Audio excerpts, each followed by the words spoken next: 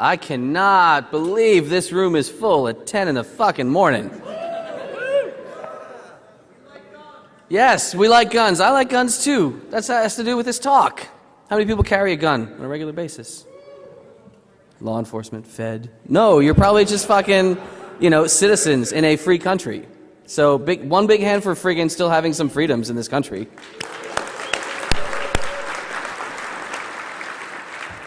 So really fast, Dallas went through it, and you guys, a lot of you bump into me, and I love seeing you every single year. Who am I? I drink stuff, I sing really loud, I go to a lot of cons. If you've seen me at others, please, just come over and say, hey, you didn't do that talk that time, do this talk over here, that was fun, come to our place. I'll probably show up. Who's going to DerbyCon coming up? Yes, all the new ones that keep coming out, support the smaller cons. We get together for DEFCON every year, big ones, small ones, everything in between. They're all wonderful, and you should all go. I also like guns. I like really big guns. Let's be honest, I like all guns. I'm not a discriminatory person with guns. I like guns and I like locks. So I said, sometimes those of us who have guns in our daily lives, it involves locks. We have to lock up our guns. And we've talked a lot in the past about, really nice locks. And what is a good lock? I have alloy locks on this and that and the other, and I have this Sergeant & Greenleaf safe. But what about, shitty locks plus guns? Which is, you'd think a bad idea. But a lot of us do involve, really crappy locks in our gun culture in ways that are usually unintended, and that's what this talk is going to try to address. If you've ever, looked through any firearm, brochures about safety and, guns must be stored carefully, they'll tell you in almost every pamphlet, all gun storage devices that you buy, right off the shelf, these are not, safes, these are not security devices. These are to prevent, your toddler from NDing into the fucking carpet when you're not home. These are not to prevent thieves and criminals and even, I would say, curious teenagers. And if you understand that, and if you see why and how a lot of these things are made, with the quality that goes into them, most of these are just shipped out for like $1. And how many people get a lock free when you buy a gun in your state, right? Do you think that's going to be a good lock? No, it's just trying to comply with some policy that a politician made. So of course it's going to be a cheap piece of shit. These little cable locks, I don't even know how many of them. I threw the keys away long ago. We still use them, when we're driving through Jersey and stuff. We just kind of pick it open, put it around the gun, and pick it when we get home, because whatever. Yeah, come on, honey, I love you, but your people don't make some of the best stuff. Yeah, these things, you can really blow through all these locks pretty efficiently and pretty quickly. Here we have a couple just, basic off-the-shelf samples. And, here's a little knockoff, whatever, cable lock. Let's see. All right, go ahead and put the wrench in. We're going to have these in the village if you want to play with these, or in the Q&A room. And, you got to put your tools in, and okay. Oh, oops, okay, sorry, that's open. Yeah, maybe a toddler with no motor control couldn't do that, but I'm pretty sure a 5-year-old could. I love my Mossberg shotguns. They ship with a genuine Mossberg lock. The Swedes do not put as much engineering into their locks as they do into their shotguns. This takes a little bit longer. I think this took about 3 seconds to pick. Most of these are first take videos that I just kind of knocked together really wobbly, so pardon the awful camera footage. Say, let's see, can I get it? I don't know. I got to rake it a couple more times. Maybe, no, I don't know if it's not going to open. Maybe it's too strong. No, I don't think that's a problem. That's open. So yeah, these locks, they're fine if you want to just comply with the law. I'm down with complying with most gun laws. But understand their purpose. Understand what these are for. Understand that these are not high security devices by any stretch. Trigger locks, the little I'm going to clamp it on. My very first DEFCON talk was way back, what was it, DEFCON 13. How many people have been coming since 13? How many people have come since before 13? How many people is this your first DEFCON? What do you think so far? Very cool. Yeah, we had one of these on stage, and we had, I think Agent X and Priest verifying that we weren't going to blow anything up on stage. Let me see if we have some footage. Ooh, PowerPoint, slow down. So yeah, one of the first bypass tools, I kind of made my own, stuff. I made out of a piece of long fish tape wire and just made a hook. Almost all of these locks, these little two-sided, clamp it on, snap it in, trigger locks, they are just a little set of teeth. And those teeth have to engage with one side and the other side. Maybe going to play? Well, I'll just keep talking and hopefully it starts playing. Those little teeth just engage with one another on each side with like a spring-loaded mechanism. So one spring-loaded set of teeth, another spring-loaded set of teeth. Come on, you son of a bitch. Let's try it one more time. And if not, fuck it, it's really a boring video. It's just me shoving a giant hook. There we go. Just shoving a giant hook in, finding the spring-loaded teeth, and pulling. I'm pretty sure that somebody put a video online of like a 10-year-old kid doing this. I hope it was a responsible kid. You don't want to just say, here, I'm going to teach you something just for this video, but don't ever do it again. So yeah, one half of the lock, other half of the lock, and it just kind of snaps in, finds its little sweet spot, center it down a little more, try to get it to snap in. If you've ever used one of these, I mean, they're really sloppy. They don't really hold very well. You could still just pull on them half the time and discharge around. But here's my special tool made for, 7 cents and a broken piece of fish tape. Oh, where's the springs? There's the springs. Blanc. Yeah. Again, fine product if you want to just comply with some, Massachusetts politician. Not a great thing if, you're doing prisoner transport and you're going to put this pistol next to the lock. Oh, he can't get my guns. Nobody's dumb enough to do that, right? Okay. I don't know. There could be like TSA in the audience. Those are pretty dumb law enforcement folk. We're not talking, though, about little trigger guards for them. We're not talking about, in this talk, little things that kind of just bolt onto the gun. We're talking about enclosures that you put your gun in, cabinets, lock boxes, etc. Some cabinets are pretty crappy. If you look really closely, I mean, how many people have been in the Lockpick Village or any of our lockpick trainings? What kind of lock is this? Wafer lock. Is a wafer lock a very good lock? No, it is not. It's a filing cabinet lock. So yeah, some things, they're just awful. Some things are nice. This is a proper gun safe. This is, a big wheel, dial it in. Some of them use electronic keypads, but either or, however fancy you get them, you can look and see if you have a nice lock. Anybody tell me what this little S&G logo, who is that? Sergeant and Greenleaf. Whether you have a big dial lock, oftentimes you're going to see that name, the S&G logo around. That's a nice safe. That is also not really the topic of this talk. We're not talking about good big gun safes. I'm talking about the ones that you just spot in, sporting goods stores. Things that you're like, oh, I've got a daily carry. I come home at the end of the day, take my gun off, go over to the bookshelf, boop, boop, boop, open something up, drop it in. Those kind of lock boxes are what we are going to focus on right now. And they are a whole lot of fun. This is not one of those, by the way. This is a Sentry safe. This is a fire safe. Does anybody have any idea whether or not this is a very robust mechanism? No, it is not. Yes, somebody said screwdriver, someone else said jiggler. I have seen people use these to lock up their daily carry gun at the end of the day. I don't know why. I wouldn't recommend it. A lot of these products that I saw in this one aisle, because I was just walking through Cabela's one day, they were so, I bought a bunch of stuff, and we're going to play with a bunch of stuff. Some of these were so bad, I just didn't, take them. I was like, all right, I can make some fucking footage of that right here. The Secure It. Oh, okay. Let's see what kind of lock is this? Wafer lock. Yeah, that was open pretty easily right there. I'm like, no, I don't need any help. I don't think I'm going to buy this one. Thank you. But let's talk about some really nicer. Let's talk about some mid-range. You're not going to just buy it in a crappy Kmart kind of safes. I really want to give a big hand to the guy who runs Center of Mass. He actually saw a lecture of mine and he said, "Oh man, I saw that tubular lock thing and it really freaked me out because some of my products use that. Can you evaluate some?" And I was like, "I guess I could. Do you want to talk to the manufacturer?" He's like, "Yeah." So I talked to the manufacturer. They're not interested at all in having these evaluated. So you can't have them for free, from them, but I'll send them to you at cost. So he was a really awesome guy. I don't like to, shill for anybody, but Center of Mass gave me these for pretty damn cheap. So I love those guys for that. This is one that he gave me. He gave me the Micro Vault. We're going to look at 3 of their most popular products. Micro Vault, it's a nice little device. It's got little, keypads with the fingers. You punch in a code. The idea you can feel where your fingers are, like if it's under a desk, if you're doing the bail bondsman thing, where you're like, "Pa, I got the gun," and you didn't see it. Says right in the manual, "Ooh, guns are bad, guns are dangerous, they can kill people, and this is not a security device." That's pretty true. Because why? In addition to the fingerprinty thing, it's not a fingerprint reader, it's just a finger pad, It also has a lock. Almost all these safes have lock override, mechanical locks. What kind of lock is that?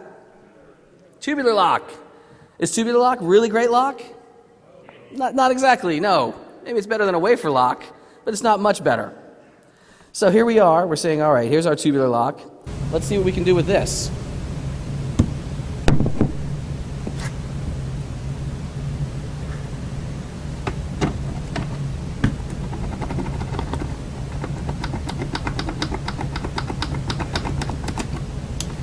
Whoops. Okay, that took a little longer than the, Mossberg cable, I guess. Yeah, so yeah, always clear and make safe. If anyone wants to try this, we're going to let you try some of this. And yeah, in the next frame, I do rack out the round of the other H&K, so I'm not being irresponsible. But yeah, tubular pick. Has anyone tried tubular picking? Does anyone want to try tubular picking? All right, I see some hands in the front. We're going to manage this the best we can. Tubular picking is really neat. We have tubular picks that you can play with or pick up from us in the village and in the vendor area with tool. If you've never tried it, it is that simple. And some of our folk are going to help you out. Sort of orderly. Just try to come up here. If you want to kneel down in the front, you can try a tubular pick on the micro vault right here. If you want to give it a whirl, it's really simple. We'll show you how to use the tool, or don't crowd all around. We'll come play in the village later. We've got a lot of these. If you do, hopefully this doesn't fuck the crowd up. If you do come and try to open any of our locks, there are rewards inside of all these gun safes this morning. So I would encourage you to, be a little bit bold. What's up, Marfet? Hey, man. So yeah, just orderly on the side over there, and we'll see who gets some free drinks or free snacks. There are other things inside of this, case. Once I opened it up, I started to poke around and see what else was going on. I wanted to see beyond that mechanism. I said, oh, there is a ribbon cable. I wonder if I can try to tap into that and do funny things. No, it's just, it's 4 wires and a ground. It's the 4 buttons. The mechanism that actually locks all this up, the electronic, the triggered mechanism, is pretty weak, but I was not able to bump slam it open. I'll show you some more footage here. It's a little, spring-loaded clip, and the rear piece just has to be pulled down. So here's the actual mechanism. Just there, it's latched. Doesn't want to move. And there's a little bar in the back that gets pulled down by the tailpiece, and that releases it. You'll see it from another angle here. So there, now, okay. You can, of course, try to reach in and stick something in, and I tried to find all kind of little crevices and cracks, trying to find a way to slip a tool into it when it's locked, just to hit that override bar in the back. Wasn't really able to do that successfully. I mean, this is, obviously, it's sheet metal. You could bend the fuck out of it. But if you're going to bend it all up, just break it open and take the guns that way. You're not going to easily just covertly stick, let's say, a paper clip in there and trigger that. But can everybody see the tailpiece? It's a pretty simple mechanism, just making that release. So I started trying to say, well, if I can't do that, can I mess with any of the controls? Can I turn off, can I enroll new users? Can I delete the user database and blank it out so it just starts opening? And I tried to reach in and hit those buttons. I tried it with beer can metal. I tried all kind of shims. I wasn't able to do any of that. I just kept crumpling it up. I thought maybe, these little sensors on the side, it detects when it's shut, because you shouldn't be able to program a safe when it's shut, right? That doesn't make any sense. No, those are just little spring-loaded, there's a cable here, but that's not it. This is a little spring just helping the lid to pop open. So those aren't like reed switches. But even so, I wasn't able to get my shims in. I just bent them all up, and I made a lot of forensic evidence when I tried. So if you have one of these safes and you suddenly get a whole bunch of scratches near one of your buttons, I don't know, maybe I was in your house trying to fuck around and take your 1911.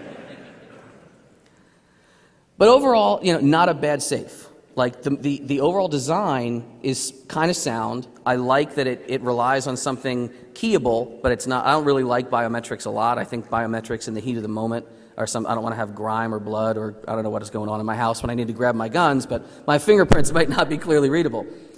So I like this mechanism. I don't like that it's a tubular lock, but all in all, as you'll see, it's certainly not the worst thing on the market. Let's talk about the worst thing on the market. This is a bio box. This is also available, from a lot of suppliers. It's available in some shops. What kind of lock's on this? Well, yeah, it's a little bio fingerprint reader, but there's also a tubular lock. Do you think it's a good tubular lock? No? Maybe. Some people say yes, some people say no. Well, they do promise quick and easy access with the touch of one finger. That's about the only pressure you really need on the tubular lock pick when you try this. Have we gotten any open over there, by the way? Anybody? Yeah, has this been opened? You got to say open, but apparently half the people have opened this right now. Have they been taking booze or granola bars? Booze. Yeah. Can we get the people who got registered to come up? Yeah. The people who enrolled your fingerprint earlier successfully, can we have you back up on Fabulous's side of the stage? Because she is going to start doing some cool things with dental alginate. And it looks all sexy vinyl clubbish, but we're really just going to copy your digits. Not the call you digits, but like the I'm going to be you at a crime scene digit. But more about the BioBox. Nice little case, I guess, bent sheet metal. Their design is crappier in a number of ways, though, that we're going to explore. Not the least of which is the fact that they glue their instruction pad to the foam. So the moment you buy it and you say, all right, I don't need this friggin' piece of crap label inside the lock, you rip it up, it just tears the foam all apart. It's just dumb design, but whatever. Maybe the people they think who are going to own it are too dumb to remember the instructions, so that you're not supposed to remove those, I guess. But we have our friend the tubular pick. If you want to give that a try. I don't know if we have the BioBox because it's just that bad. As you'll see, I went to set up the video. I said, all right, I'm going to try to see if I can open this. Let me get the pick in, and it should just kind of, I guess if I, whoops, fuck. So that's open. But in general, that's not half the ways that this product is kind of funny. And of course, you guys know with tubular picking, you copy the key. So you do this once, open, we got another one open. We're running out of booze. Damn, we only have granola bars left. So yeah, in addition to that, anybody know Converge, Alex Rogan, Medic, some of the goons around DEFCON? Big hand, by the way, for all the goons that have been fucking, they stay drunk so you don't have to and be safe.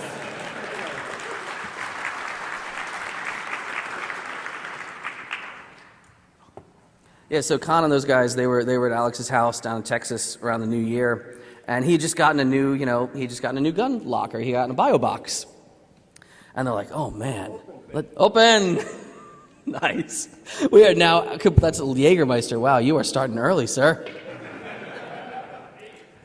So, they're like, all right, I wonder if we can play with this. Man, I wonder what we could do. So they just started taking, bent pieces of metal.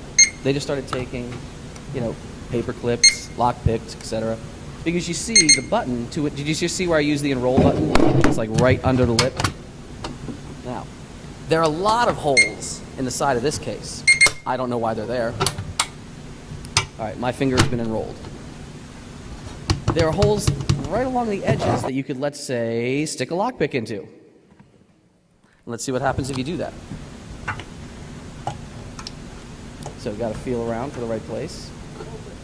Open! All right.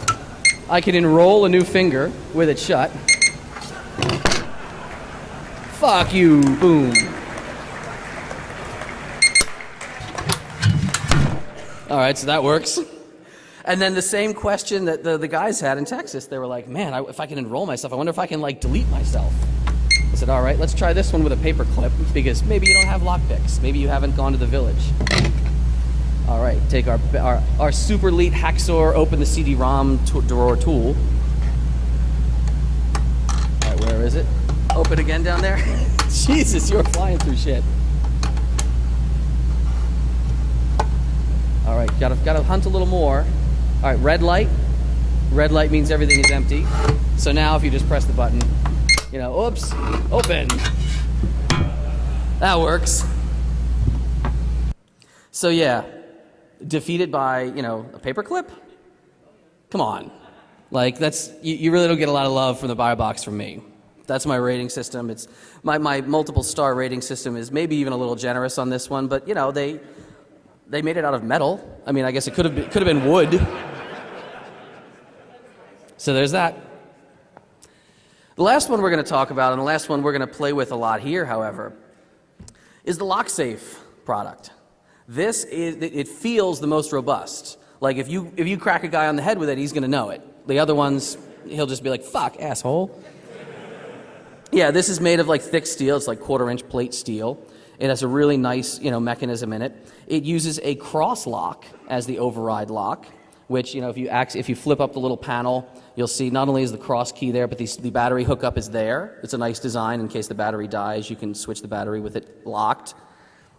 In general, though, I said, all right, they make cross picks, so maybe we can attack this. So I, grabbed my Deal Extreme cross pick, put it in there. There's no footage of this happening because I just stopped rolling the camera. I was completely soundly defeated by the lock safe. I was not able to open that at all. If you would like to try, we're going to let you. We have a couple up here. We have some cross picks. We have some more booze and candy bars and stuff. There are, I was surprised because usually cross locks are kind of weak. Usually if they're, in a safe, like let's say a hotel safe, they're not the best device. Usually you could pick this, like this one was picked open. Sometimes you'll see even a cross lock that's made so strangely that it doesn't have a backer plate. It doesn't have a tail plate. And if you flip to the other side inside, you'll see this is a complete hole right through the keyway. Now, we're not going to get into a whole talk about electronic locks, but anytime you have a nice channel where you can stick something straight through to the inside of the safe and start pushing and pulling on wires and all kind of stuff, that's its own talk somewhere else about electronic safe spiking. But definitely don't do that here. Who else wants to try the picking stuff? You want to come on up again if you want to try using the cross pick. If you've never used a cross pick, we'll try to show you how. But in general, if you can get it open, I'll be really impressed, and I'll give you 2 whiskey bottles. But since I could not pick the cross lock open, I said, well, is there another way? Well, the only other way to access what's in this safe is what? The fingerprint reader. Fingerprints are a really neat, bio sort of technology that we see incorporated in a lot of computer devices and things like that. But I realized many of you might not know how the fingerprint readers actually work. There are actually 2 types. What can I do for you? Sharpie? Thank you. Yes. Can you fill my water? Thank you. Big hand for, all my friends in Tool who helped me out and who showed up way too early to lug a bunch of safes around the hotel with me. So fingerprint reading. 2 kinds. There are optical readers that take a whole image of the finger all at once. And there are also, have anybody logged in with these before on a machine, maybe? All right, a couple of you have had those. There are also capacitance-based readers. They're a little more fun just in how they work. And as you're dragging your finger across them, the ridges and valleys of your finger change the actual magnetic, electrocapacitance, and it's a neat little thing. In general, they both function by mapping what are called points of minutia. They do pattern matching. So if anybody know what points of minutia are? No? Fed. You testify in court. Yes. So points of comparison, points of minutia, they are just places on your finger, and the law enforcement community has been using this for a while, where unique identifiers can be found. So where arches come up, where 2 things bifurcate or come together, where there's a loop that's closed and a dot in the middle. There's all kind of different ways that different fingerprint analyzers will note these in their records. But in general, thank you. In general, all human fingers have plenty of them, and you can get really fancy with identifying all these little points of comparison. When someone says, on a TV show, oh, we found an 8-point match, that's what this means. It means, well, there was a ridge up here, and there was a dot here, and there was a whorl here. And if you got enough of those, different people, different fingerprint, forensics techs will be confident in saying this is this person. That's how all these devices work, too. These devices do not store an image of your finger anywhere in them. They don't have the ability to I use this fingerprint reader, and now my boss can frame me for murder. No.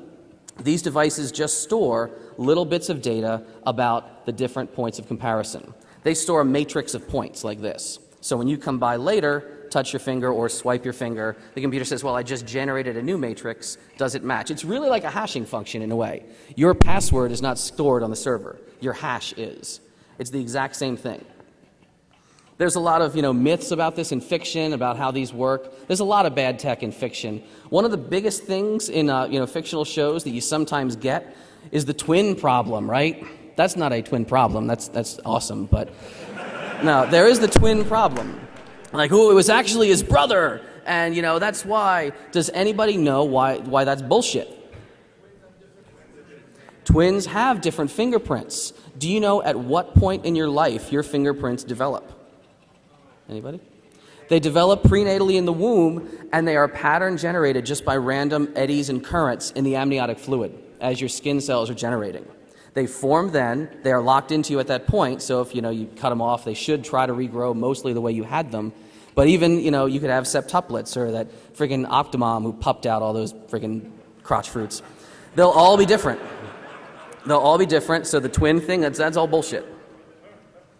I tried a lot of things to fuck with the fingerprint reader. I have a lot of, people's fingerprints on file that we worked, we did, all right, let's make some firearms ID card. We pulled out all of our old firearm paperwork at the office. We started trying to print copies of our fingerprints, because this is just an optical reader. So we said, all right, maybe we can just fake it out. Let's, here's the left and right, and mirrored and not mirrored. We tried all kinds of ways. Nothing. This safe was having none of it. Yeah, we were not able to get it to read. We were not able, even half the time, to get it to recognize that these were, anything on the reader. So some of these devices you'll sometimes see advertised with life-sensing technology. This has something. So, we said, all right, can we get it to work? It was working with my hand, was not working with anybody's copied fingerprint. I said, all right, we do a lot of weird key copying stuff. If anyone's been in any of our black hat trainings where we do quick keying and such, we have this binary mold compound where you squish it together and you put it in a thing and you can, sandwich a key in it. If you get someone's key for 5 minutes, you can copy. It's a whole, come to our training at Black Hat. It's fucking blast. This year we added safe cracking and shit. Convince your boss, man, you need that skill. But yeah, I said, all right, well, when you're working on this stuff, you can easily make a ridge impression of keys. Maybe you could, do it with a finger. I'd hope so. It looked like, oh yeah, hey, look, we made Tom's finger. Trying to make copies and using that to make gel impressions, it was not strong enough. I didn't think we were going to be able to make this work. But then I remembered, my dad is a dentist, and I have access to all kind of weird stuff in his closet.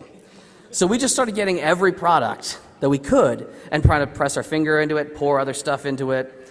And in the end, we found all these different things, none of which fully worked. I said, all right, let's get this, polyvinyl siloxane, I think is what you're seeing now. Finger works. I said, this one feels the most fleshy. It's the most springy, spongy. If anything's going to work, maybe this will be it. And nothing. Yes, applaud for the fail. We didn't want to read again. We were like, fuck, man. I really wanted to have something to show for it. This is the biggest, safe. I wanted to bring it out to DEFCON and have people fuck around with it. Nope, wasn't going to read. And we were just about to give up when we said, all right, let's look at everything we've made. All of because, this thing that we had made has another negative of all of our fingerprints in it. So every time you keep stacking up, we said, well, we keep having more and more negative molds, technically. Put them all on the table and just get this stuff we found in a hobby shop. It's like this, I don't think it's actually to make rubber stuff. It's supposed to be just a molding compound that's very spongy. I have this little Pokemon widget thing, and I'll put it in here, and I pour the rubber around it. You can spring it out and then use that to make additional knockoffs or whatever the heck you're doing with, make Jenna Jameson sex vibrator dolls and things. It's the most lifelike, fleshy stuff. I'm pretty sure it's what they use in the Vegas porn industry. Yes, we've conducted extensive research. So it's a binary compound. We said, all right, just pour it in a cup. A little bit of this, a little bit of the other. Mix it up really, really well, which I think we're going to start doing over there. If you guys try this, mix the shit out of this stuff. It will set a lot faster if you do. We'll tell you later. Come to the Q&A. We'll let you play with all the products and see what they are. But I said, all right, here's this other side of it. Very, very carefully measuring it. I'm being very scientific in my lab. In my fireplace here. And I said, all right, we've got all of these little divots with all of our fingerprints in them. Let's just go right down the frickin' line and see what we can produce. Don't drink that. It's bad. Somebody came by in the office like, oh man, you doing shots again? We're like, no. No, that is not whiskey, sir. Sorry? Are you saying, did the molds, did they flip? No, we would make one mold, and then we would cast on top of that. So we would have the correct, but we tried actually reversing it a couple of times, even with the just the copied versions. But here we are, we're just, just bloop, bloop, bloop. and it's not nearly as nice or cool as the dental products and the alginates and the silicones, but it does set. You know, it's a mess. It's kind of goopy. I hope we're not fucking up the stage too much.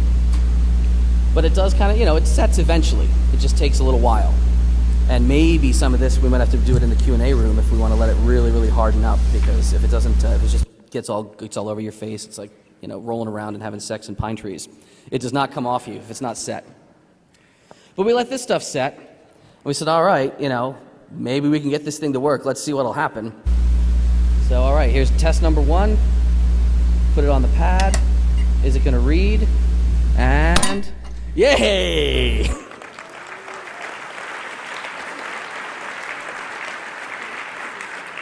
And we weren't, you know, someone said, well, what was it seeing like through itself? Could it read your finger on the other side of it? I said, no, I don't think so.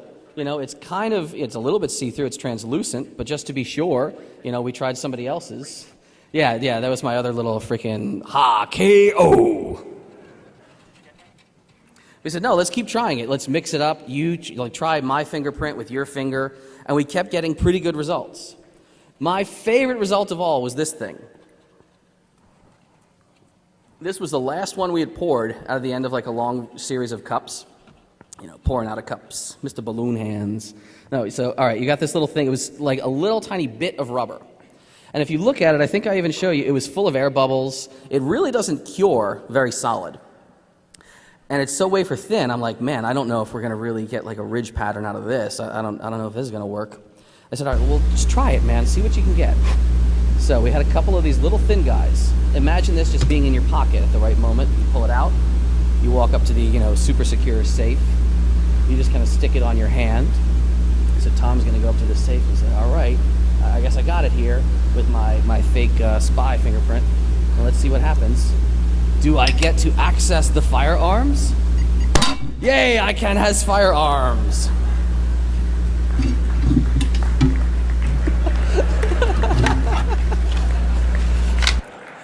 I love that so much, because that's pretty much the only time in my life I think I'm ever going to feel like a spy, like James Bond, like, you know, one of the freaking QLab gadgets. So, you know, in general, LockSafe is a nice product. It doesn't read without a hand on the fingerprint. It does have some sort of this life sensing technology, which every vendor claims, but no one ever really explains. So I think it definitely needs more study. We need to know what's going on inside there that causes that. Maybe we can fake it out even more with like the licked gummy bear technique. But in general, I like it. In general, it got kind of the highest rating out of me. If we couldn't fake it out at all, like they have a new version, we had trouble enrolling new users in it. They have 2 different types of optical readers. Maybe the new version, if we keep playing with it in the Lockpick Village, if we can't fake it out at all, I might like bump this up a little more. But do I think it's a decent product? Kind of, you know. I really like it. In general, if anyone's heard me talk before about guns, I don't think any of these are a substitute at all for the most decent product, which is just, you know, having a nice, comprehensive, secure home and having kids who aren't fucking nimrods watching MTV all day. Like, teach your goddamn kids, take them to the range, and you'll be safe without any of this.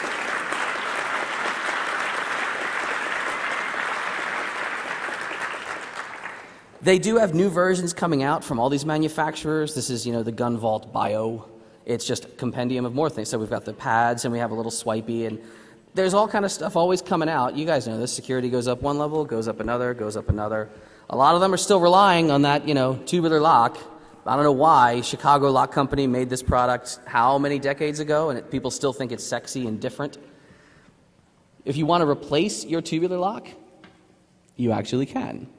I really like the Micro Vault, because if you look inside, it's just, you know, the cam on the back is really simplistic. Take this whole thing out. I was actually able to disassemble it, pop the cam off, and just pick up an Abloy lock. Is Abloy a pretty good lock manufacturer? Yes! Come go, the security snobs guys are here. They're in the vendor area. They're friends of ours, full disclosure, Mitch and Han and those guys, but they'll let you play with some Abloy shit. That's proper security. And I love that, you know, I found this old Abloy in a drawer, and I was like, well, the tailpiece is kind of the same, and a little bit of effort with a Dremel, and I can just kind of fit one thing on. And the hardest part was getting the backspacing right. It set a little too deep. I tried putting, you know, is that going to fit? I put a nut on this side of it, then it pushed it too far. In the end, a couple turns of wire, and I got a perfect backspacing. This can still trip the rear release bar, Everything anchors back in, and with a few minutes of screwdriver time, you can actually turn one of these safes into kind of something nice. I mean, this is something that I would probably rely on. This is something that maybe a bunch of us have all bolted into our trucks now under the seat. You're going to comply with the law. Someone could crowbar it open, yes. But somebody who just kind of rolls up and says, oh, can you drive license and registration? Oh, is there anything in this vehicle? A cop's not going to pick it open if they want to do an illicit search improperly. A criminal is probably not going to be able to pick it open. So if somebody takes your gun, you're going to know that happened. That's, take it or leave it. But I think you can really mod a lot of this stuff up. Hack shit together yourself. Try it out. And you can usually make products that are better than anything you can buy in a store or online. And it's cool because you did it yourself. So I really encourage you guys to try this. I encourage you guys to play with this. Most of all, and I always get a little soapboxy, I encourage you guys to, fucking play with your kids. I love seeing kids shooting. I love seeing kids tinkering with locks. How many people saw one of our RSOs at the DEFCON shoot, his, 9-year-old daughter? They had like matching hip holsters with spare mags and carry pieces, both just walking around like nothing. It wasn't fucking weird. A lot of people didn't even take photos because they're like, whatever, it's just, it's just kids having fun shooting. Do that. Bring your kids to DEFCON. Bring your kids to other cons. Bring your kids to a machine shop. Bring your kids to a gun range. Bring your kids to the Lockpick Village. We'll take pretty good care of them here at this conference. But in general, I like seeing the next generation of hackers raised. I like seeing people learning this when they are young and carrying it through when they're older. Open. Oh my God!